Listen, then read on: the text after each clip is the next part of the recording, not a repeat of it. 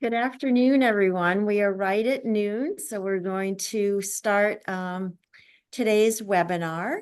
My name is Lauren Lele. I am the Senior Director of Community Health and Volunteer Services at Newton-Wellesley Hospital.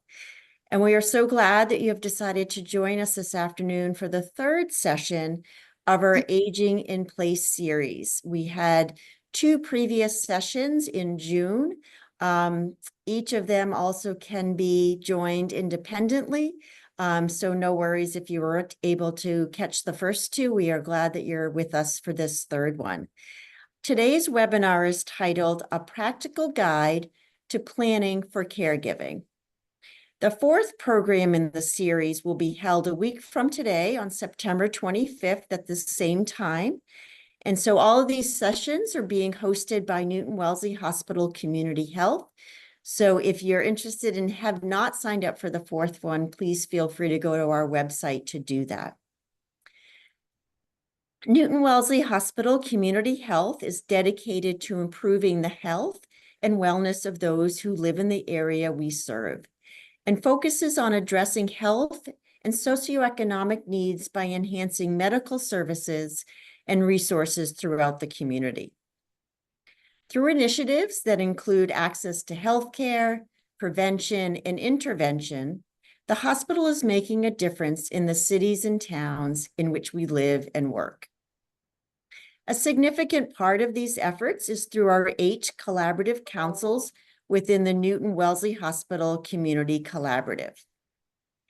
The collaborative strives to make a compelling impact in all areas related to overall health and well-being. These include domestic and sexual abuse, elder care, heart health and wellness, maternity services, palliative care services, youth mental health, substance use, and workforce development.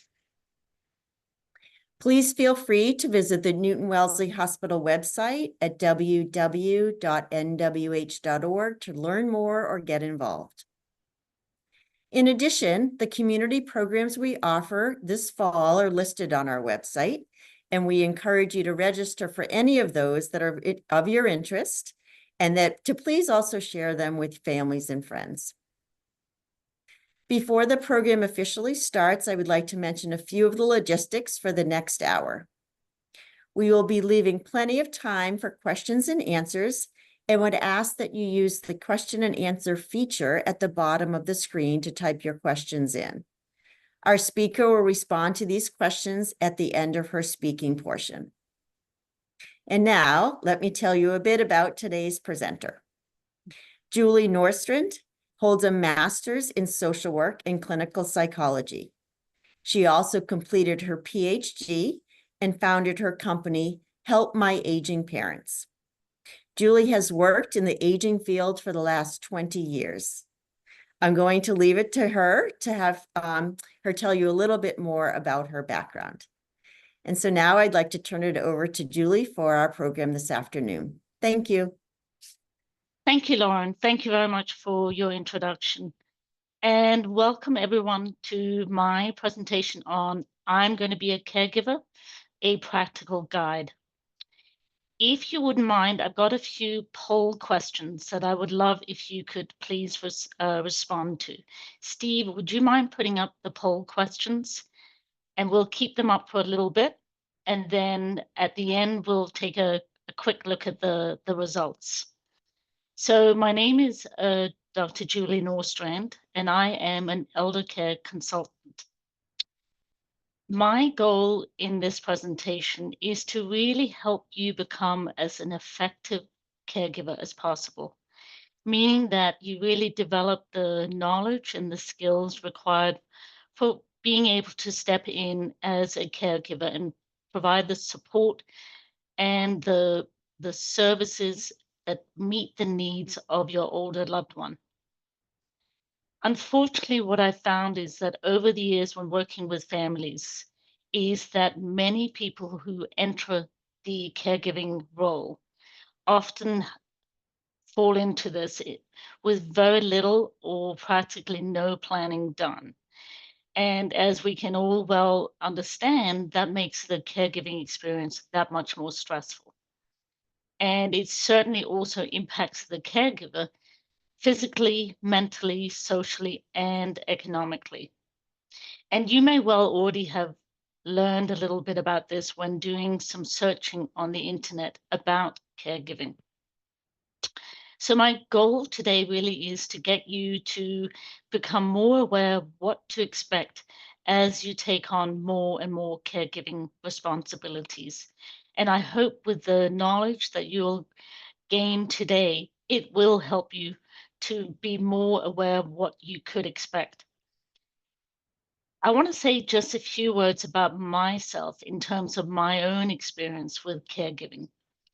What I found was many, many years ago with my own parents, as they were facing having to provide support and love to their own parents, I found that they faced a lot of challenges.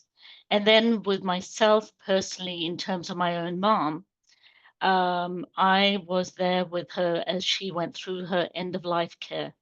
She passed away 12 years ago. And throughout all of this experience, it has certainly made me realize that the immense impact that caregiving has, not just on the individual, but also the whole family. And of course, as I have been doing this work, I have gained so much more insight into the caregiving experience and can truly say, without a doubt, that this is something that impacts us all in some way. Steve, if you wouldn't mind just showing the results, I'm hoping that everyone had a chance to respond. Wonderful. Thank you so much. So what we're seeing here on these poll results is that 50% of you, half of you, said that you were expecting to become a caregiver. And about a fifth of you said that you're currently a caregiver. And then very interesting to hear is that about a little under a third of you said that you're here to get information for someone else. Also, just under 2/3 of you reported that you will or are taking care of a parent. About 20%, so a fifth of you said that you're caring for a spouse or a partner. And then let's see, in terms of what planning you have done, a little over half of you have said that you have done a little bit of planning, so that's great. And about a third of you said that you have done none. These findings are pretty much what you tend to see in the general research. But bottom line, it goes to show that many of you are here with the goal to learn more about the role of caregiving. And many of you, it sounds like, are coming in at a fairly early stage. So that is great. Okay, thank you so much. So for the remainder of this hour, what I'm going to be doing is talking about evaluating the situation, as in when is it an appropriate time to step in, what that conversation should consist of, setting up the plan collaboratively, meaning not only just with your loved one, but also ideally with other family members or anyone else who might be an important person in developing this care plan. Many people have asked me in the past about what are the services, what are the resources available? So I shall certainly address that. Paying for long-term care, that is a huge issue. I will touch upon that lightly, but it's really just to give you a sense of what the possible opportunities are there out for you. Many of you on this call may still be in the workforce, so I want to address the work-life balance and what are some of the things that you might look into in terms of what your employer can provide you. And then the last 3 slides are just going to be slides giving you sort of a cheat sheet on how to get started, no matter what your situation might be. So there's a lot to cover.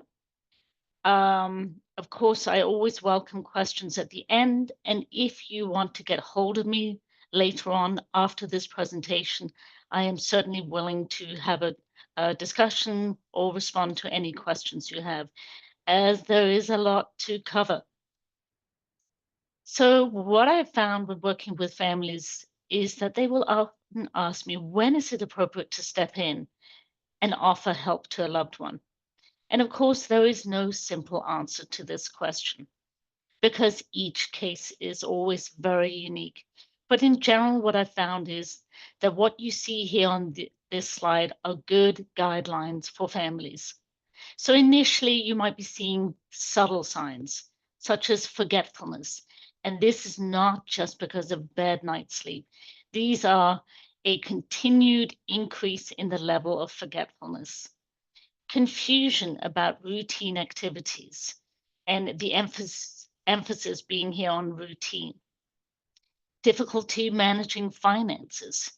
As people age, the ability to oversee finances, when to pay for things, making sure that they're on top of it, can certainly become increasingly challenging.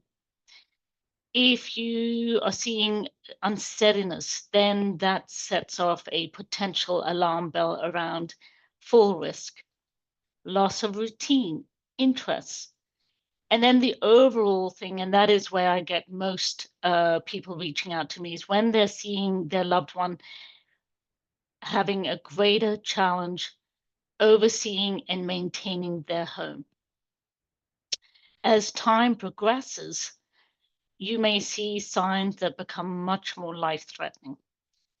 For example, food burnt on the stove, dents or scratches on their car, significant weight change, often in terms of weight loss, a mood change, which can be exhibited in terms of depression or anxiety. Also, you may be seeing that there may be an increased intake in terms of alcohol, or that they're having a challenging time taking their medications at the right time. These are all things that you should be looking out for. A quick personal experience that I just want to tell you about, and that is from about 13 years ago, and this was regarding my grandmother. And she was living at her own home, living by herself. For her to be continuing to live in her own home was very important for her. However, when looking back on it, it became quite apparent that there were some startling, life-threatening events that were occurring. For example, several times there was food left on the stove, which became burnt. And this quickly deteriorated into an incident which she fell into her pool. Luckily, a neighbor nearby heard her as she was calling out for her help. Now, of course, this is quite a dramatic example, but it goes to show how things can deteriorate quite quickly. And it left a huge impression on me. And it really made me realize that when you start seeing, whether it's those subtle signs, but especially when you start seeing those more significant life-threatening signs, it is so important to act. And ideally, we want to act before major problems arise. Another question that I often get asked from families is, how do I start this conversation with my parent or an older loved one? And starting to talk about how to support an aging relative as they become more fragile and dependent is, of course, never easy. It's just not a fun topic to bring up. But if you never talk about it, how can you learn what they want and ultimately best support them? For example, do they want to stay as long as possible in their own home? Or do they want to downsize or move to a senior residential place? Another important topic that you should bring up is the kinds of transportation services that are available in the area for when they no longer feel comfortable driving. All of these things I recognize are difficult to bring up, but we have to. Again, to reiterate, if we don't, we can't start planning until we start that conversation. And when it comes to starting the conversation, here's some key points that I think are important to reflect on. Firstly, who is the best messenger? Is it you, the adult child? Or might it be someone else in the family? Or a friend, their primary care physician, their neighbor?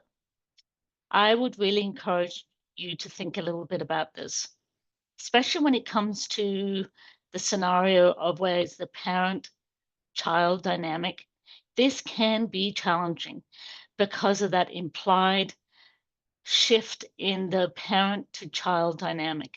In other words, your parent may always have been the one who was the protector, the provider, the one who could manage a challenging situation.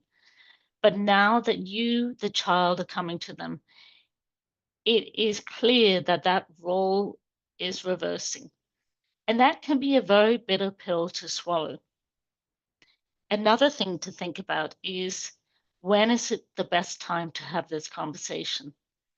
And often what I'll hear on social media or the news is how Thanksgiving or any other holiday events are the times to have these kinds of conversations. And clearly, it's obviously because this is when the family's gathered. But honestly, I don't agree with this, as family gatherings are often way too noisy, too much going on. It's just not a conducive environment. What is best to do is to find a time when that individual is feeling alert, rested, and if relevant, pain-free. Often mid-mornings or afternoons work for many people. However, this is something that you hopefully have a good sense of. And also, the key people who are going to be part of that caregiving plan and are going to take on caregiving role should be the ones who come to this meeting. Now, of course, how do you bring something like this up? Again, it depends on who your parent or your loved one is. What I mean by this is it best to be direct with them and express your personal concerns head on? Or is it best to be indirect with them and perhaps bring up another family where they're having this discussion? What I find very important as well is that please don't make the you must or you need to kinds of statements, but instead do more open-ended questions or statements. This is far more likely to open up for a conducive conversation. The last thing I just want to point out is, please don't think that once you've had the conversation, that's it. You dealt with the scenario and you don't need to talk about it anymore. No, things change. Opinions can change. Life circumstances can change for not only the individual who needs the care and the support, but also for the family, in other words, the support system. So this should be considered an ongoing conversation. When helping families, what you see here on this slide in yellow are the main topics that I aim to cover in my consultations with families. But of course, additional topics may also be relevant. There's a lot of stuff here on this slide, so I'm going to go through it fairly quickly. But at least I'm hoping it'll give you an overall sense of what you should be aiming for as you're trying to have these conversations. Firstly, in terms of health, it's really important that you have an overall sense of what's going on health-wise. And remember that health is a multifaceted concept, meaning that you're not just talking about their physical chronic health conditions, but you're also looking at them in terms of their cognitive and emotional well-being.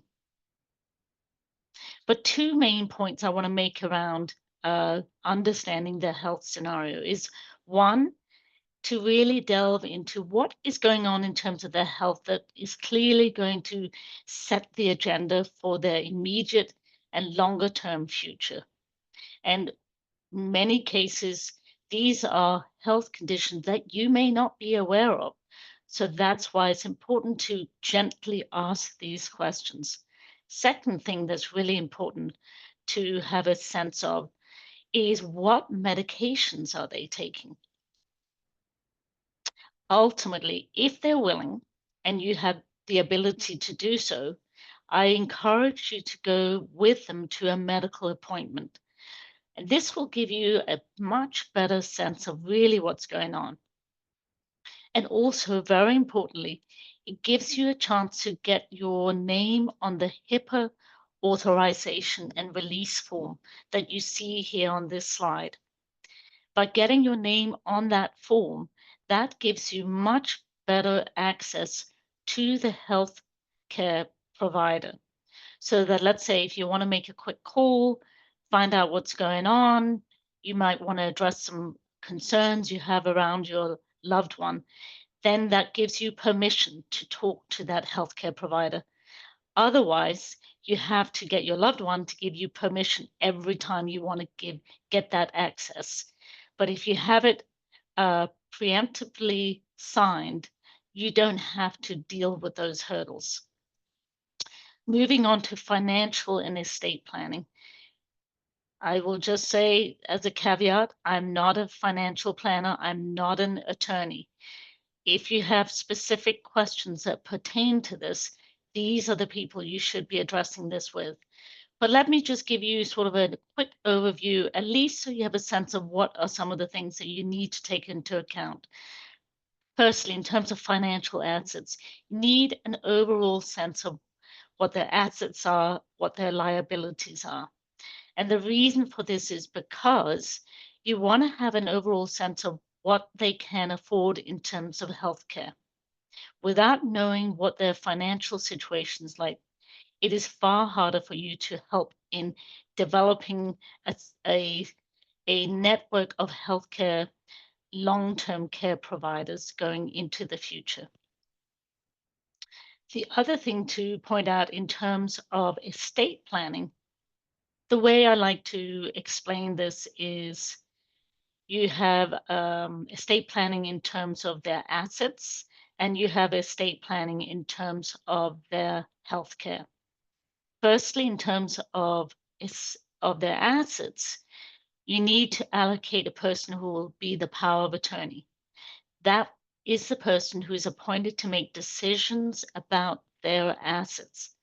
And clearly, this needs to be a person that is trusted and will carry out the older adults' wishes when it comes to their will.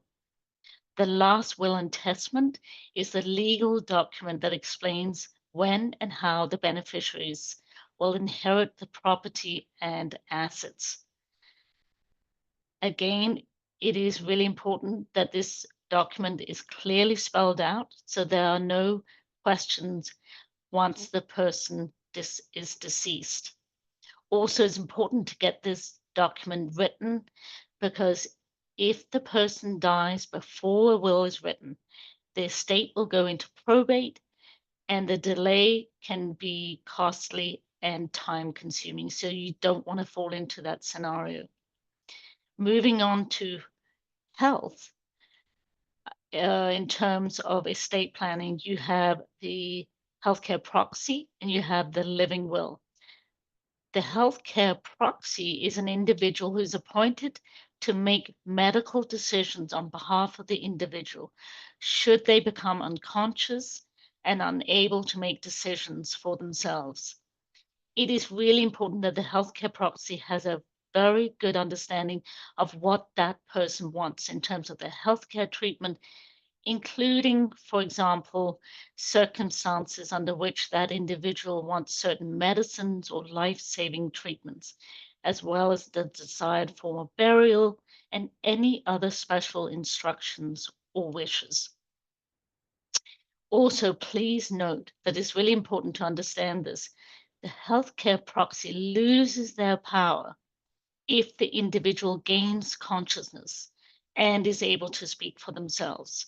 So the healthcare proxy only takes on a role if the individual becomes unconscious and is unable to speak for themselves. The living will is the document that's created at the same time as the healthcare proxy. And it is the document that specifically spells out what that person wants done for them in terms of life-prolonging treatments and in the event of any unforeseen medical events. Ideally, anyone over the age of 18 ought to have a living will. In Massachusetts, you have something called the MOLST, and the MOLST, which stands for Massachusetts Medical Orders of Scope, for scope of treatment.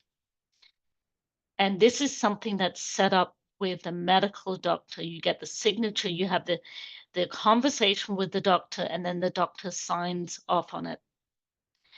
And the MOLST is different than the living will in that it is specifically designed for people who have advanced illnesses and where the treatment options are generally known. You also have something called the 5 wishes, and that's something that is found online. You can look it up, the 5 wishes. And it's a wonderful resource, I think, especially if you're struggling with how to have this challenging conversation with a loved one about what is it that they want in terms of their end-of-life care. And it is wonderful because it's put in a very everyday language and helps people to express their wishes in areas that matter most, including the personal, the spiritual, as well as the medical and the legal. I cannot stress enough how important it is for you to get these forms done around the estate planning. One last point I just want to make sure that you also look into. Please ask your loved one, do they have long-term care insurance and or do they have life insurance? Unfortunately, I've come across families where the caregivers, the family members had no knowledge of this. And so they didn't know that they could make use of this. Another important area to cover is where to live. It is so important to address this. Generally, people want to continue living in their own home for as long as possible. This is a term called aging in place. And indeed, I did a presentation on this back in June. So if you're interested in learning much more about this, take a moment and listen to that presentation, please. But generally, it is, we can do much to enable people to age in their own homes through doing modifications to their homes, such as, for example, adding non-slip strips in the bathtub and shower, applying non-slip wax on floors, maybe putting non-skid treads on steps. That's certainly something I myself can relate to. Removing throw rugs, lowering things in the kitchen to make them easier to reach, replacing standard doorknobs with lever handles, replacing the toilet in the bathroom, also including grab bars in the bathroom. Please know that AARP provides lots of wonderful, very in-depth information about all the sorts of modifications that you can do. Also, you can consider reaching out to an aging in place specialist that can look through your home and give you recommendations about possible modifications that you might want to consider if you intend on living on in your own home for as long as possible. Other options when it comes to where to live might be living with your adult children. However, I will say that for many families, that is just not a doable option simply because of lack of size. Other options to consider is senior housing, subsidized housing, and these are particularly wonderful in the terms of increasing your opportunity for socialization. And also they're a relatively inexpensive options. Of course, there are also senior living options that range from independent living all the way through to assisted nursing home and memory care. A lot of these are well described on the internet. It is important that you really look into this and see whether this may be an option for you. The caveat, of course, is that these options are quite expensive, and which is why people, of course, try to age in their own home for as long as possible so that they can minimize costs. Another important area to cover is routine activities, to really get an understanding of what is their routine like. This will give you an understanding of where you might want to provide some help. Often a key point to assess is whether they can or should continue to drive. And the reason for this is because once they can no longer drive, this can really prevent them from continuing their routine activities. And ultimately, they can become isolated and lonely, especially if they're living on their own. So to prevent this, you should really start into looking at what public transportation options are available so that you can ensure that they can continue doing the things that's important to them, such as visiting with friends and going out to a favorite restaurant and so on. Throughout this, the thing that I want to emphasize, please, is that as you're discussing these topics, to be keenly aware of that you're trying to address their wishes and that you're not imposing your own beliefs or thoughts on them. As you're learning more about your loved one's situation and getting a sense of where you might be able to provide help or where changes might need to be made, such as modifications to their home, it is important not to go it alone.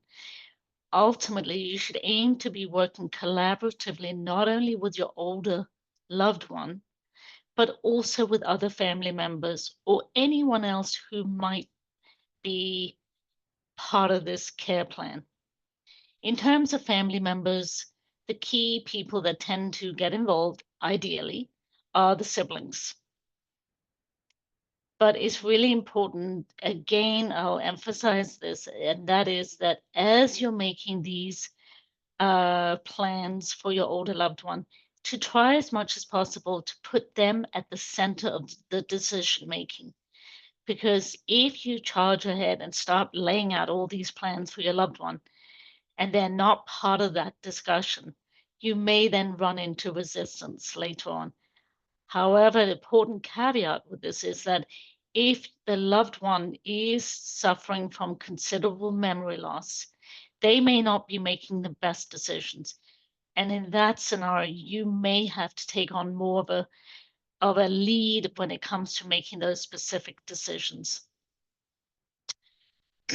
What I found helpful when it comes to trying to get other family members involved in the future care plan is to really start thinking about who is good at what. So allocate responsibilities according to people's strengths. So some are good at more the practical stuff, such as house repairs, paying for bills, searching for information on the internet, while others may be more suited for the more emotional support and providing compassion. So this may require some introspection and sometimes creativity. Again, I cannot stress enough, you want to really take into account the older loved one's sense of autonomy, independence, and dignity. And you need to address this as much as possible throughout all of these conversations. Another area that's super critical and that I have had so many questions about is, well, what are the services? What are the resources that are available to me as I try to develop a supportive plan for my older loved one? And I will say that people are often pleasantly surprised when I talk to them about the many resources that are indeed available in your community. And what I'm addressing or talking about is the Aging Network. And this is a national network of federal, state, and local agencies whose mission is all about planning and providing services that enable older adults and also people of all ages with disabilities to be able to continue living independently in their own homes and communities for as long as possible. The Aging Network is found throughout the 50 states, and generally when it comes to services geared specifically towards older adults, the cutoff is generally 60 years old, but there is certainly some variability. Now, I realize this slide is very busy, but hopefully in your own time, when you have a chance to review these slides, you'll get a sense of the vast amount of resources, information that you can gain from reaching out to the Aging Network. So, for example, if you live in Newton, I highly recommend you to reach out to the Senior Center right here in Newton. They can give you guidance, information, and support around planning for supporting an older loved one. It is so important to reach out to these entities because they have accurate, reliable information. Sometimes people are a little bit bewildered when they go to the internet and they don't know what they can truly trust. And that's why going to the Aging Network is my first recommended strategy. At the bottom of this slide here, you see a link that's titled Elder Care Locator. If you look that up on the internet, it's a wonderful way to find out what are some Aging Network related resources in a certain geographic area. So for example, if you have an older loved one who lives in California, you can put in the zip code for where they live, and you will get a sense of what are the resources available to an older loved one who might be living at a distance from you. Many people are financially struggling when it comes to paying for all of these resources. Please take a moment and just at least look up the benefits checkup link. This is ideally for people who are financially struggling, and it gives you a sense of what kind of resources you might be able to get some assistance with, whether it be food, utilities, medications, and others. So at least take a look at it and see whether your older loved one may be able to get some financial help. Here you see many different options for paying for long-term care. I'm not going to go through all of these. It would take way too long of a time. The main thing is to realize that the three main strategies that people tend to entertain when thinking about paying for long-term care. Is it going to be through personal assets, as in, are you going to be paying out of pocket? Or are you going to be seeking government programs? And here's a long list of different government programs that you may be eligible for. The two that I find that are most eye-opening for some people is Medicaid. In this state, we call it Mass Health.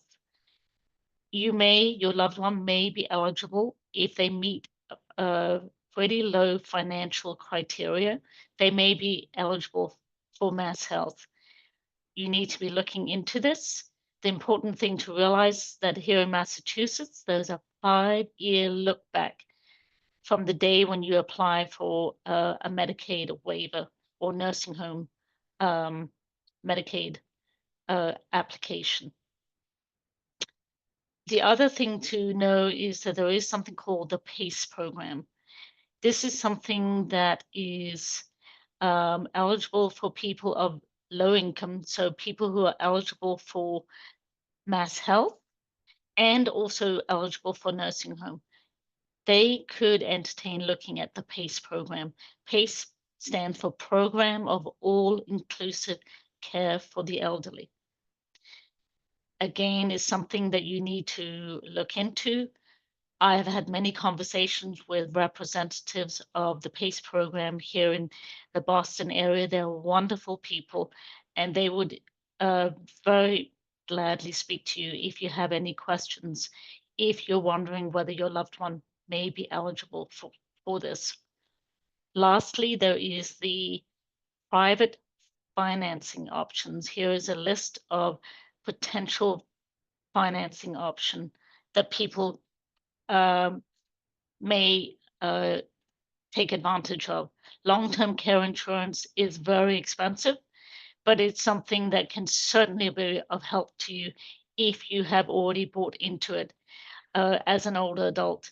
Generally, one should consider, if you're going to look into getting long-term care insurance for you yourself and you're younger, ideally in the 50s or 60s is a good time to look into it, because then the premiums are relatively low.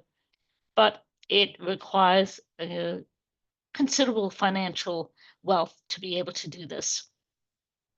I realize this is a very quick snapshot overview of the payment options, but at least I want to give you a sense of what the landscape looks like. For those of you who are still working, it is really important to be aware of what you can or what you should expect from your employer.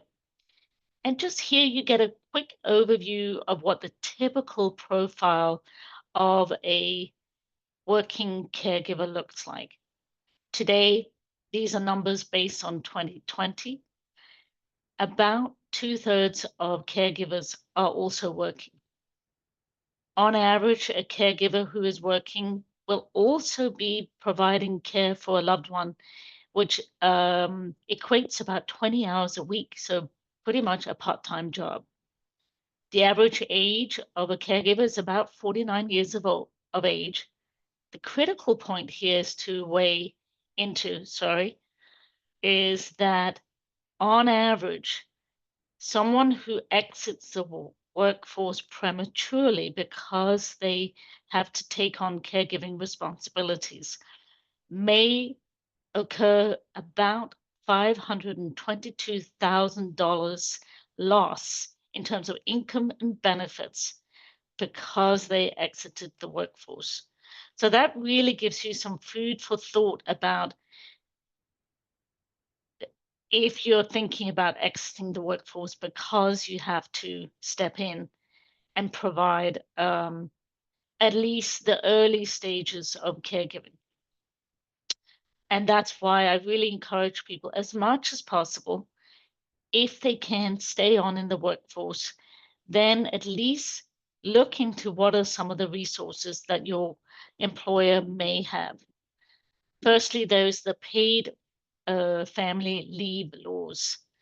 And these are laws that give you the right to take time off due to the illness of a loved one or you yourself being ill without losing your job. In Massachusetts, you also have what's known as the paid family medical leave. And that's an addition which enables you to take time off as well as be paid. The pay is not huge, but it's up to about $1,130 per week. At least it gives you some room for a little bit of flexibility. It gives you up to 12 weeks of time off. This time doesn't have to be taken just at one moment, but it can be taken in increments as short as a few hours at a time, up to weeks, or if you do need the full 12 weeks. But please at least look in to see what your employer can provide in terms of FMLA and or paid family medical leave here in Massachusetts.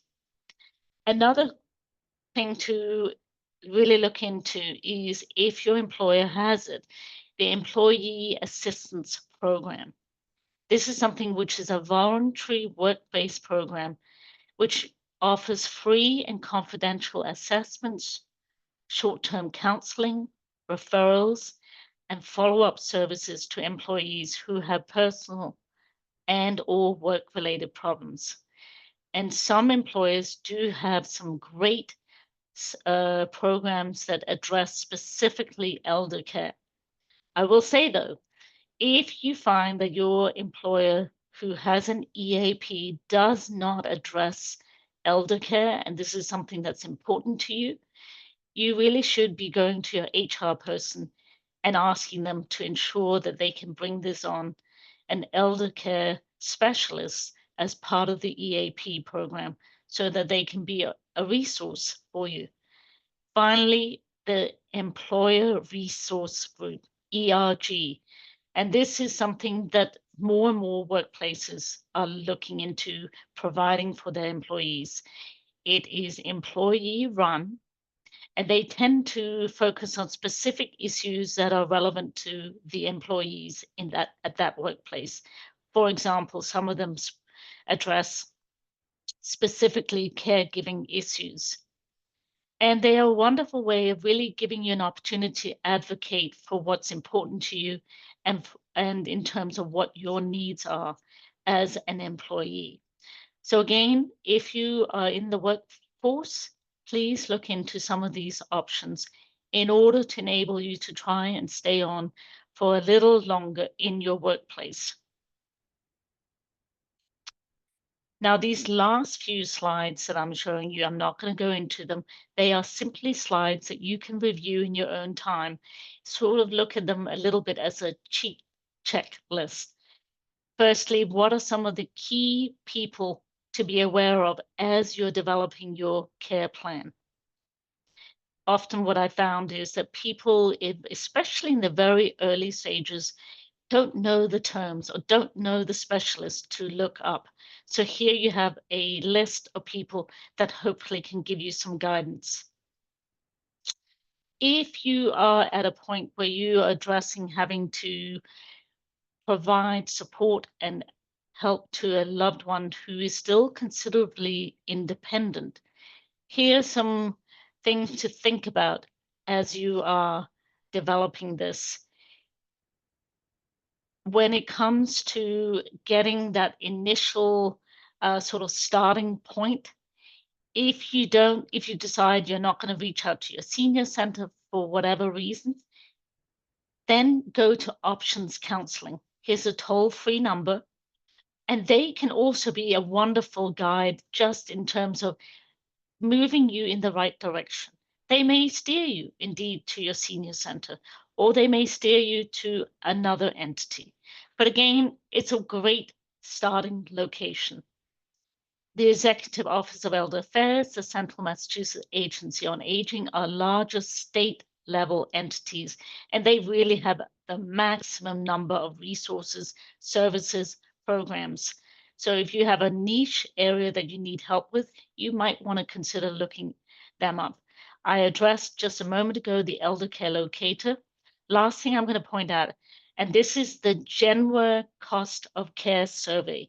If you look that up, it will give you a sense of what are the costs for different services, whether you're looking for home health aides, whether you're looking for the cost of a senior living such as nursing home. And it gives it to you by town or by state, by zip code. And it will give you an overall sense of what the cost is on average for that location by month and by year. I always say to people, if you're going to do this, maybe you need to take a stiff drink before you do so, because the costs are quite scary. However, it is important that you at least know what you're facing, because unless you know what you're facing, it makes it that much harder to really prepare. The last slide here is some of the things that you may want to consider if you're dealing with someone who is at this point much more frail. Some of the things I've already mentioned, such as PACE program. Here are some links for a detailed description about what it means to be independent assisted nursing home.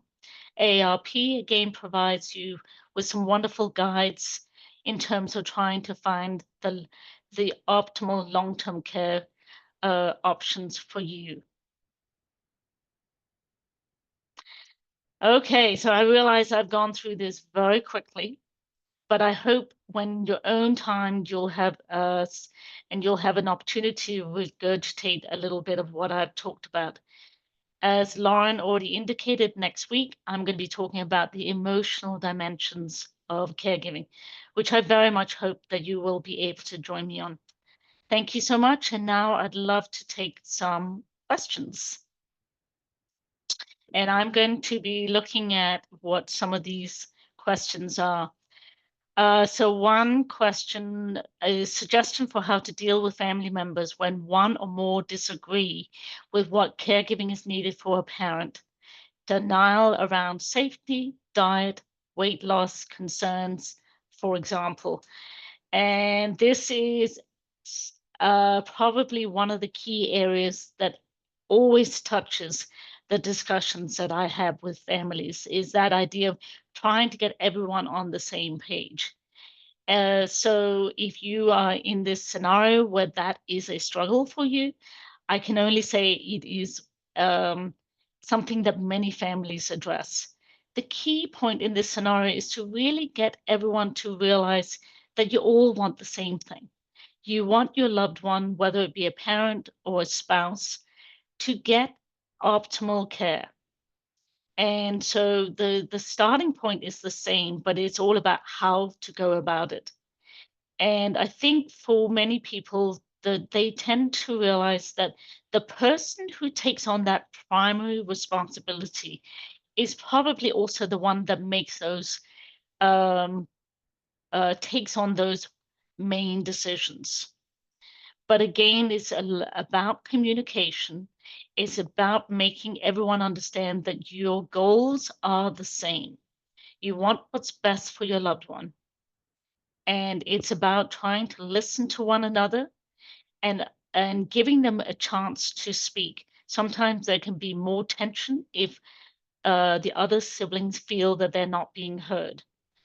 But it is challenging. I fully acknowledge that.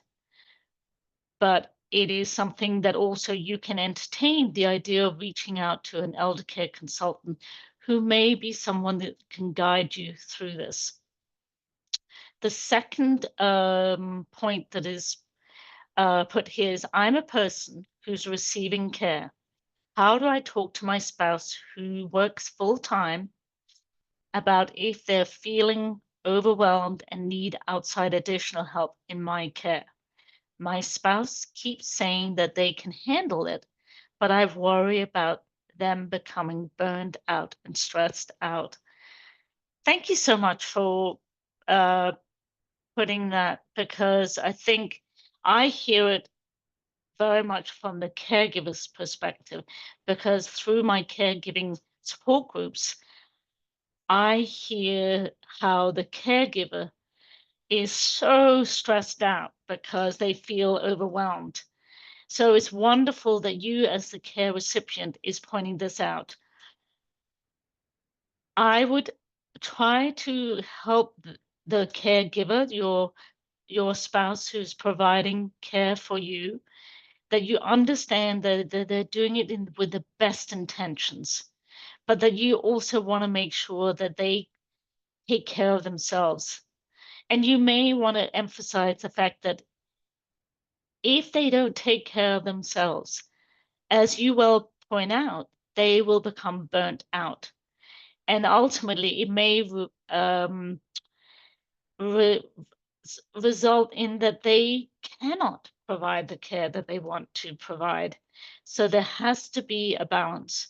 And you could also, you yourself as the care recipient, start looking into what kind of paid caregiving options that there may be available to you in your community, or potentially if there may be a neighbor or a friend who can provide some relief, some respite for your caregiver, your spouse.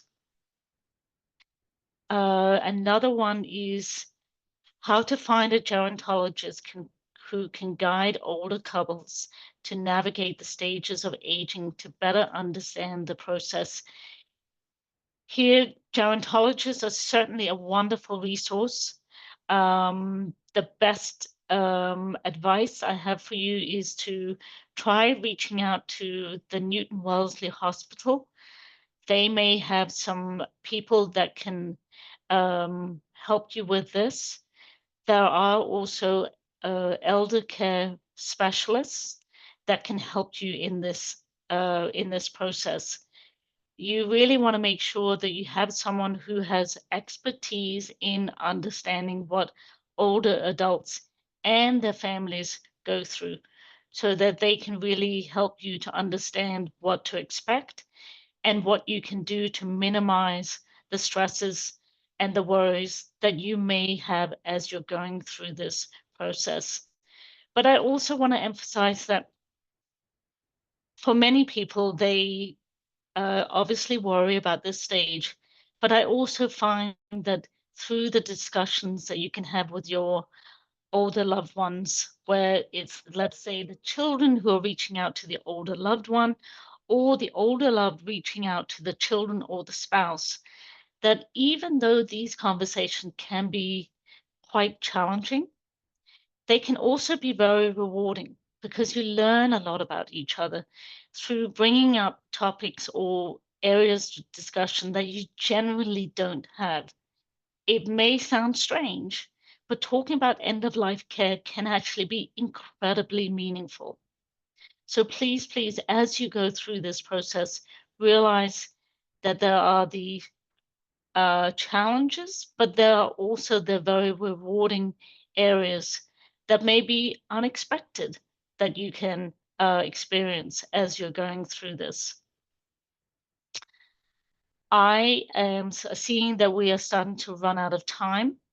One more question that I will address, and that is an individual is pointing out, my parent needs caregiving, but is making me feel guilty for wanting to outsource it. There's a cultural aspect at play. It's making me feel ungrateful. How do I address this? And yes, you hit a very important element here when it comes to expectations that don't see eye to eye from the different generations, or whether it be from one spouse to another. And yes, it often makes that person who doesn't feel that their expectations are being fulfilled, or that person who can't fulfill those expectations, it makes them feel very guilty.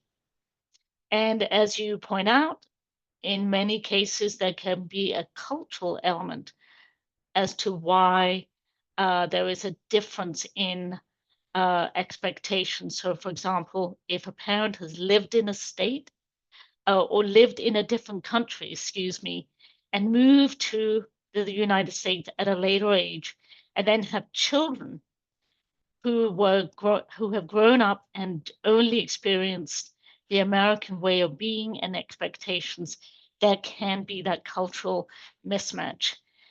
But it is important that you try to address this difference in expectations head on, and that you try to help each other understand what are the expectations, how might you be able to meet those expectations, if not fully, maybe halfway, or maybe just partially, so that you're both showing or demonstrating to each other that you're trying to make the best of the current situation.